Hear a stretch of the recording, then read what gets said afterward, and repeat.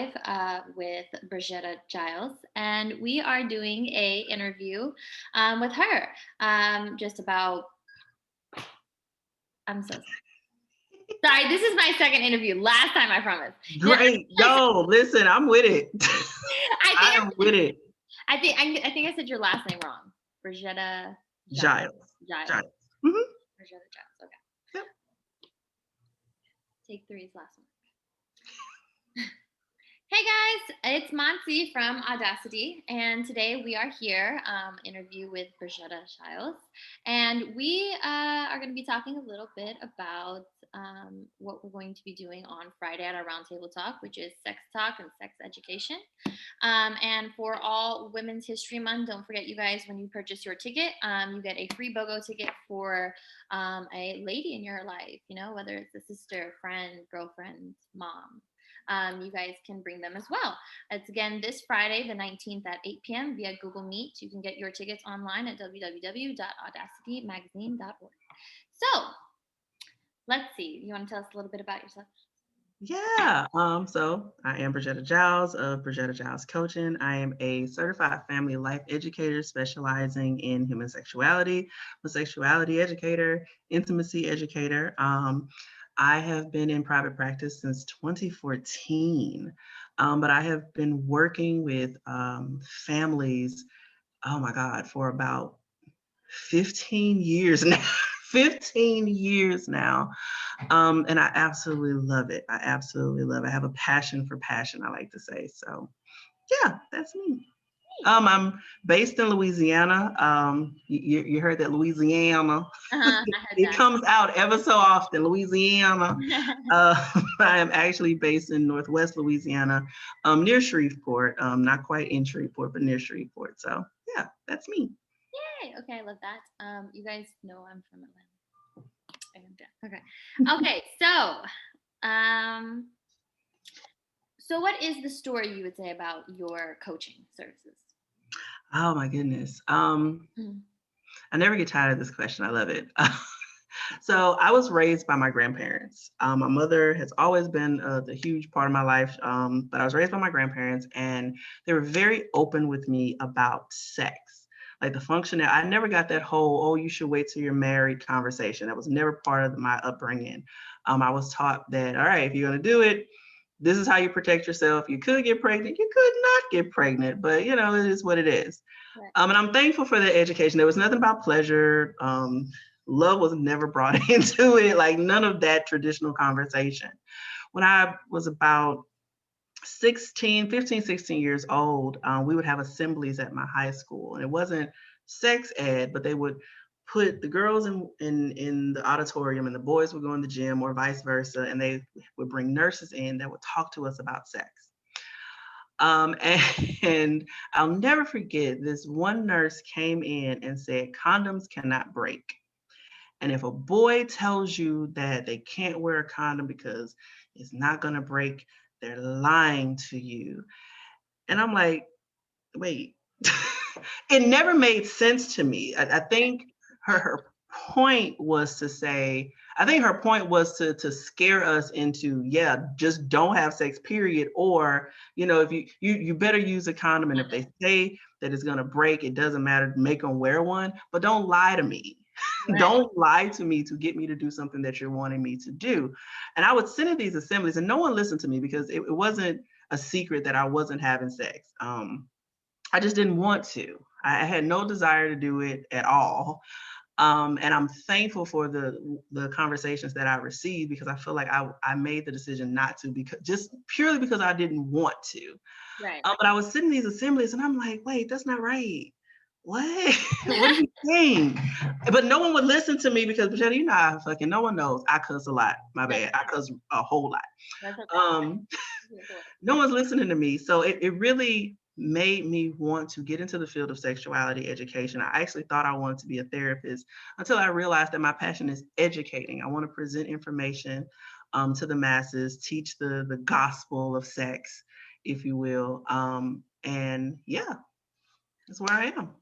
I'm really here for that because especially coming from an Indian background, our cultural, you know, about sex is also very formal. We do not speak about anything. I mean, even our movies really are very like subliminal about relationships. So like even me, like I feel like I had to do a lot of research on my own. It wasn't anything that was taught. So I really appreciate like, you know, people like you guys that are able to really educate before you make decisions and then have to go through the path of like learning from them, you know? Right, right, right. So so how would you say like you reach your clientele? Um, Word of mouth in the Louisiana area has been my best friend.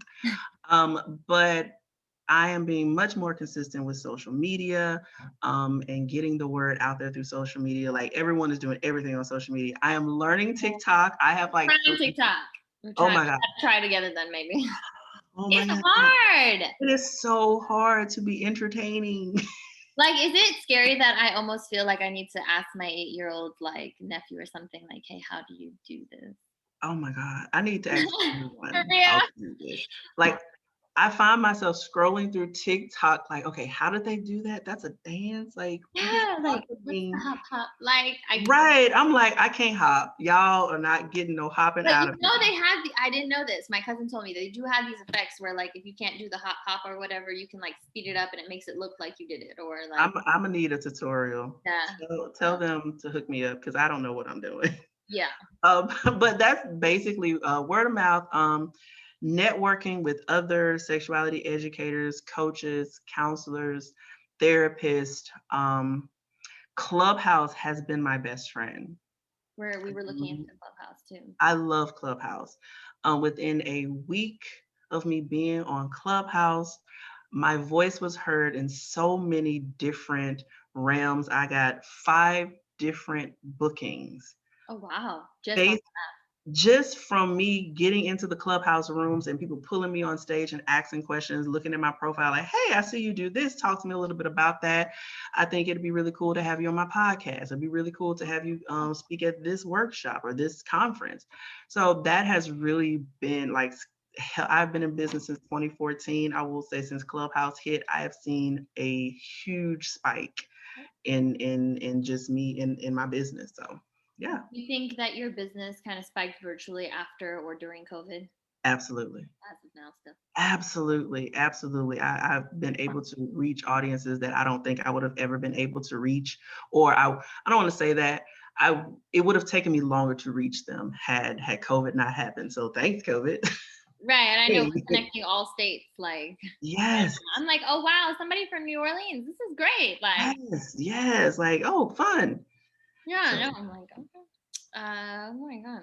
Um, okay, this kind of brings me into like the millennial, like, you know, mhm. I question. just made it. I just made it as a millennial. They're like, okay, yeah, I'm in there. So that's good. So that means you've seen like the younger millennials and you've seen like your side of the millennials. You can kind of see the Yes, yes, yes. so do you feel like our generation or like yeah, just millennial generation in a whole is more open about like sex lives compared to like others? Absolutely. Absolutely. Absolutely, and I think it's just the evolution of time and people honestly coming to the understanding of self-worth Yeah. and understanding who they are and the importance of determining who you are and defining yourself, Mhm. right? And sexuality is a part of that, and being encouraged to be your true authentic self in different arenas. So I think that's something that like my mother's generation didn't have. My grandmother definitely didn't have. Yeah. Um, and I will say, again, I was raised a little bit different. My grandparents did, they pushed me in the direction of, hey, don't be a leader, not a follower. You have to define who you are. Now, there was a little bit of toxicity in that, in you define who you are, but let that align with my definition for you Right. a little bit, a little bit. Don't be too much of an individual. But even with that basic upbringing, I think that it kind of grew with different generations. And here we are today. We're encouraging individuality. We're encouraging people to define who they are. Hell, we're encouraging rest. Let Literally. I saw a post today like, yo, take your PTO. take, Right take your now. PTO.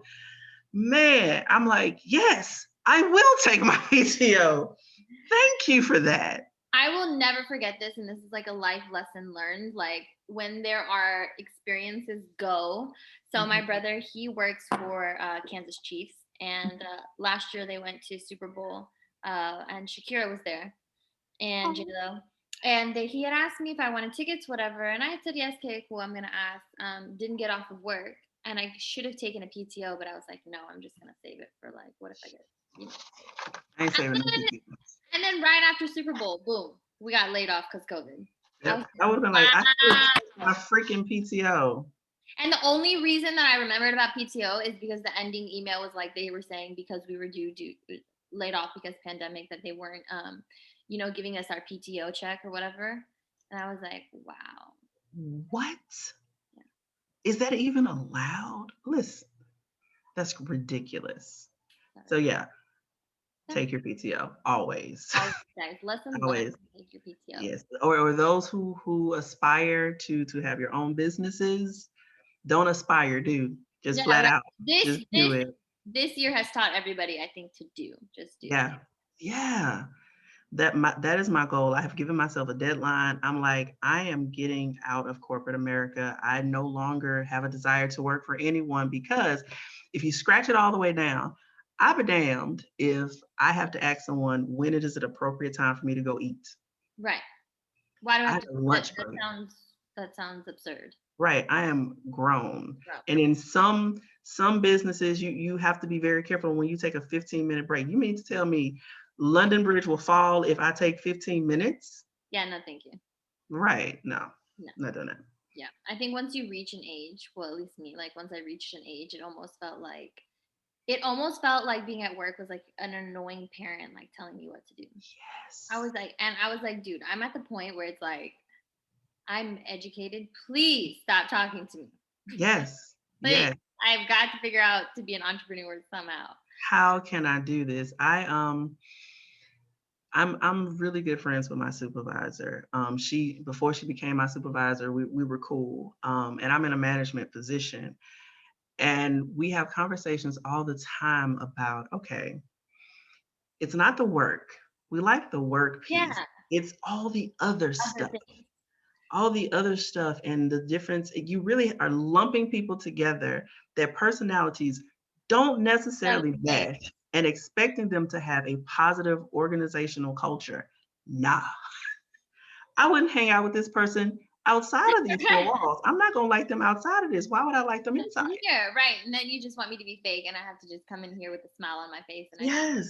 yeah, like I almost feel like everything turning virtual, like working at home, like worked for some people. I mean, it worked for me, so I'm like, Yeah.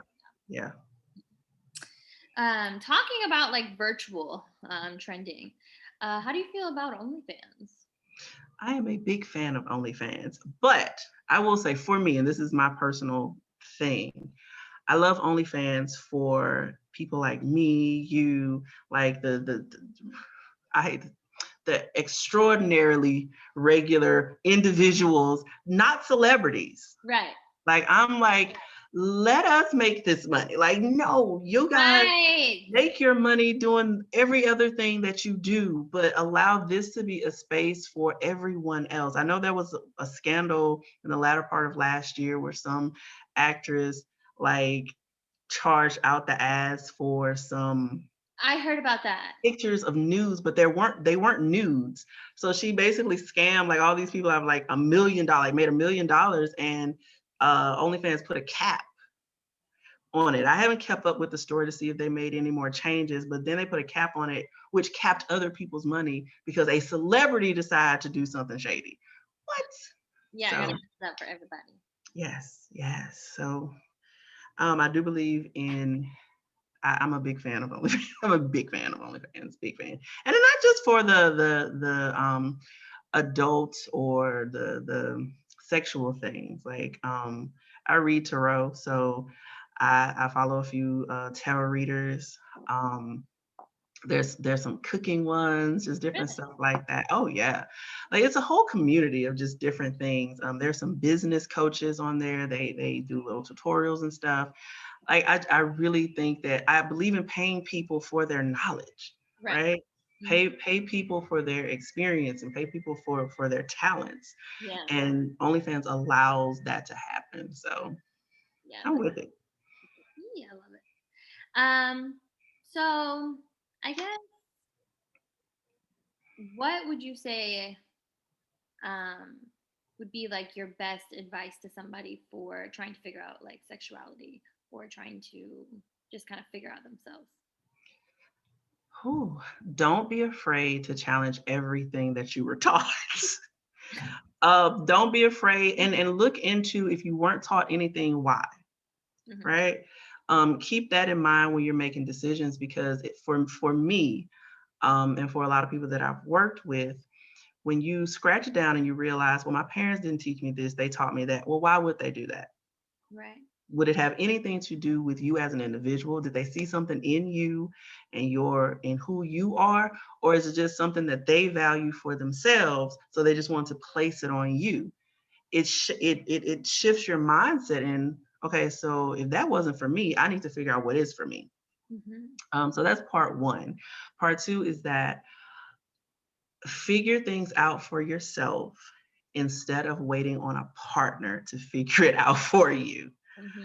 right? Like I love to work with couples on just taking a step back and figuring out who you are, what kind of what makes you horny. Like that is, I love that question. Like, what gets you going? What makes you want to? What are some the things that you look at, listen to, like use all of your senses to figure that out and sit with mindfulness, right? Uh-huh. And then practice communicating that to your partner, right? Make it a game, make it foreplay, just make it something that comes from you instead of coming at you.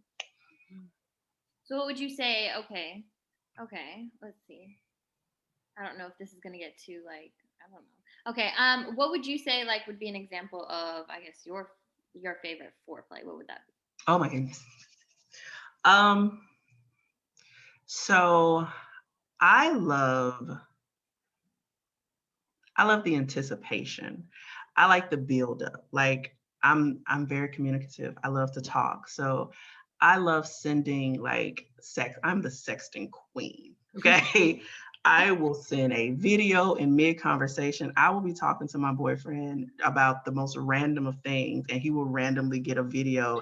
He's like, yeah, and I think I'm gonna cook. Whoa, in the mid conversation, like, yeah, you like that, don't you? Yeah, that gets me going, right? And just getting videos from him. I love videos from my boy. Jesus. Uh, um, things like that. But communicating that beforehand, he and I had many conversations about sex before we decided to even become a thing, right? We talked. Our very first date got really hot and heavy really quick. But we had spent some time talking about, listen, we old. Right. So, we're of a certain age that, this could either go one way or the other. And we can figure out how long that's gonna take. Not long. Right. Not long. But for me, foreplay would just be the conversations that we're having. How naughty can we get via text message or phone? Phone sex is a must. It's a form Mhm. of sex, but I lump it with foreplay for me until I can touch you, put my hands on you. So that's for me. What is your say sexual intellect? Sexual intellectual. So it is a vendor on Instagram, semi-sex.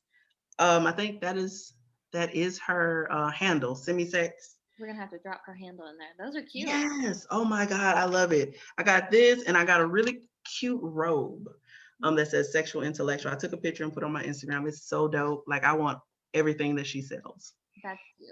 Sexual intellect. Everything sexual intellectual. Yes. The intimacy firm. Oh my God, she is a sex therapist. She has a shirt that I'm ordering today. Like, it has been on my radar. So it's the clip for me. Ooh. That's all I need. Yeah. I need that That's shirt. cute. That's Yes, yes. So cute. I'm excited. I love my merch. Merch. Well, talking, I guess, a little bit, I guess let's get a little juicy. I have some juicy questions for you. I know you said you'd like these, so. Love, love. Okay, so do you want to tell us exactly what exactly is squirting? What does that mean? What All is right. So tell I us? have the lamest answer. I'm going to be real with you. I have the lamest answer. So squirting could be one of three things, right? When we use squirting, we use it as like an umbrella term for three different phenomena. So we have the squirting orgasm, Mhm. right? We have ejaculation of people with vulvas, right? And then we have sexual incontinence, right? So we have the I'm learning. squirting or huh? I said I'm learning today. Yay! Right, but we use it as an umbrella term. So a lot of times people, when they're saying squirting, they're either meaning all two of the three, one of them, but they're using it in the wrong context. Like it could get real crazy real quick. So a squirting orgasm is literally a rush of urine that comes from you during an orgasm. So in that instance, yes, it is pee. That one, yeah. So then we have ejaculation of people with vulvas, and that is a mix of, well, it comes from Skene's glands, right? Which are also called the paraurethral glands. Urethra. So urethra. Anyway, so it is a mix of secretions from those glands, but with a little bit of urine inside of it, just a little bit, right? And it can also sometimes release like this milky white substance looking situation, and it's more of an ooze than Squirt. like a squirt gush of juice, right? And then sexual incontinence is just a loss of this, just a loss of control of your bladder during sex, right? Least likely, least likely of the three, but sometimes it happens, right? So most of the time you can actually experience ejaculation of people with vulvas and a squirting orgasm at the same time, right? So it just really depends. It depends on the body. Can every person squirt? Every person with the vulva squirt? Yes and no. Um, Not all people with vulvas have Skene's glands, or they may have really really small Skene's glands that's not going to produce as much secretions. Um, Squirt. so it just really depends. Yeah. That's interesting. Mhm, Okay. mhm.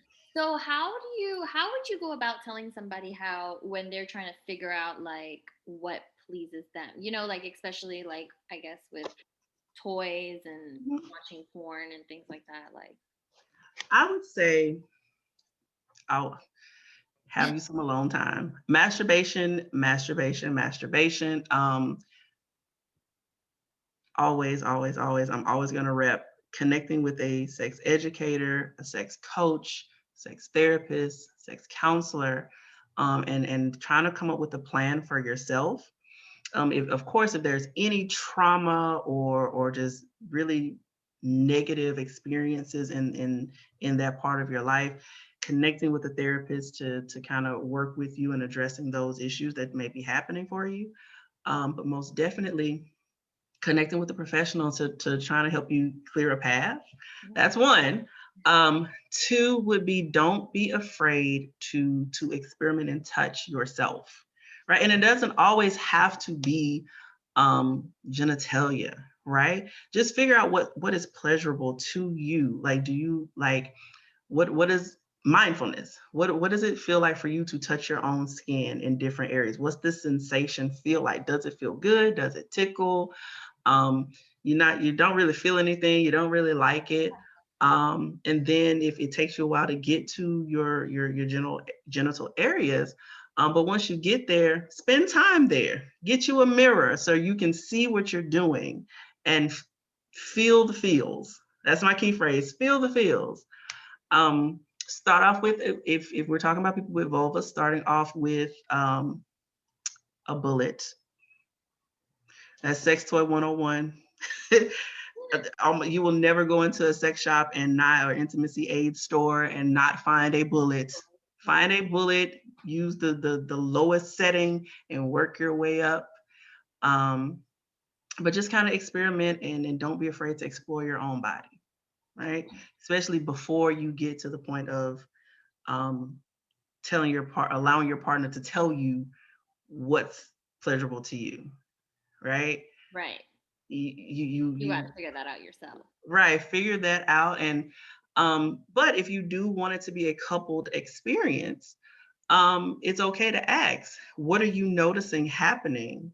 Right? Because this is what I'm experiencing as me, but talk to me about what you're seeing from your lens. Um, that's also a good conversation to have, but you can't negate your own feeling in that. Hmm. That's interesting. Mhm. So, do you encourage maybe like depending on what couple it might be, you might recommend like maybe toys with them or something? Always. I am a big, big advocate for couples toy play. I am. I actually have an exercise that I do with my couples where it's called mirror mirror, and I give them an assignment and I tell them to sit across from one another and masturbate. With if it leads to sex, hey, cool, whatever. But if not, just you're paying attention to what your partner is doing to his or her body, Mm-hmm. his or their body, and you're paying attention, and vice versa. And whether or not you bring yourself to orgasm, that's totally up to them. But it's all about their body's reaction and mindfulness, bringing mindfulness into their sex. So it's very helpful. Going on to that question. So, how do you actually know like you've had an orgasm? Like, when do you really, really realize like you've reached that Oh, that's a good question. I like point? that. And I like that question because a lot of times people like, I've never had an orgasm before. I've never had an orgasm before. I'm like, okay, that's pretty common. But then they're getting to explaining, well, my heart started racing, and then it felt like, I'll never forget this one lady said, it felt like sunshine. I love It it. felt like the sun raised in my nether regions. And I'm like, wait, what? What? Okay. What happened? So it's like the buildup. You have this buildup. And I will say people experience orgasms differently. That's another piece. People experience and will explain it in so many different ways, but there's this buildup and then there's this big burst of feeling, and then you have this slow, gradual come down, right? So it just depends on, but again, that's part of your mindfulness. Like how I experience it is a build up, build up, build up, and it really does. And when she said it, I knew what the hell she was saying. It Yeah. is literally like there's this mini explosion, be it a grand explosion or very small, or just this rush of emotion. Like it feels like the result of all emotions to me. And I know that is dramatic as hell, but it feels like that. And then you come down. Hmm. That's how it feels to me. Okay. Okay. Well, so where exactly can we find your services? Let's say somebody in Atlanta, we're looking for you. Where can we find you? www.bgilescoaching.com is my website. I have all services that I provide. I'm available for online workshops. I do travel. I will be coming into the Atlanta area more often. So if you have Atlanta people, I will be coming more so right now, maybe every other month or so for a while. And everybody Um, that's joining us Friday will be able to virtually meet you, so that'll be good. Yay, fun. But yeah, all of my workshops are virtual, have a virtual element. If you're interested in me traveling to you, when the world opens back up all the way, we can work that out too. Hmm. On Instagram, I am sex positive underscore CFLE. Facebook, Bridgetta Giles, sexuality intimacy educator. Very cool. Got it. And I'm going to drop obviously all the information for you guys so you can check her out.